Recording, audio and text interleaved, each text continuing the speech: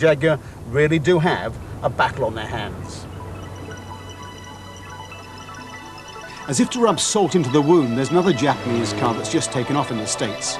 This little sports car has thrown California into a real tizzy. It's Mazda's MX-5, or Miata as they call it out here.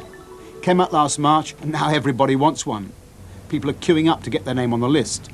It's all about California's love of nostalgia. The ad for this car says it takes you into the 90s and back. They might have added back to the carefree British sports cars of the 50s and 60s, because that's where it came from.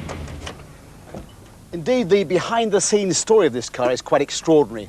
An American working at Mazda's West Coast design studios and passionate about the premature demise of the old two-seat British ragtop, spent 10 years persuading the gurus at Mazda to recreate it, and that really is where the MX-5 has come from.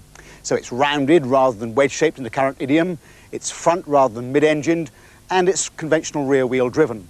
This is not a copy of the MR2, it's a dead ringer for the old Lotus Elan. And in terms of length and weight, it's really just a whisker away from the old MGB and the TR6, who are its real ancestors.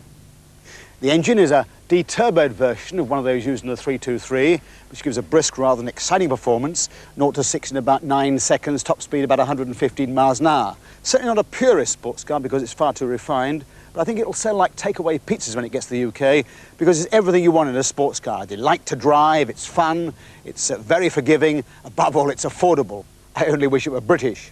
Now, despite the modern attractions of the small and the beautiful, and the current pressures for conservation of energy, it's only a few years since gas guzzlers were king here in the States. Size and power of engine were everything, real status symbols, in fact. And although now we see them as automotive dinosaurs, many people here lament their passing. So, like classic cars in the UK, they've become major collector's items. Becky Adam has been looking into it.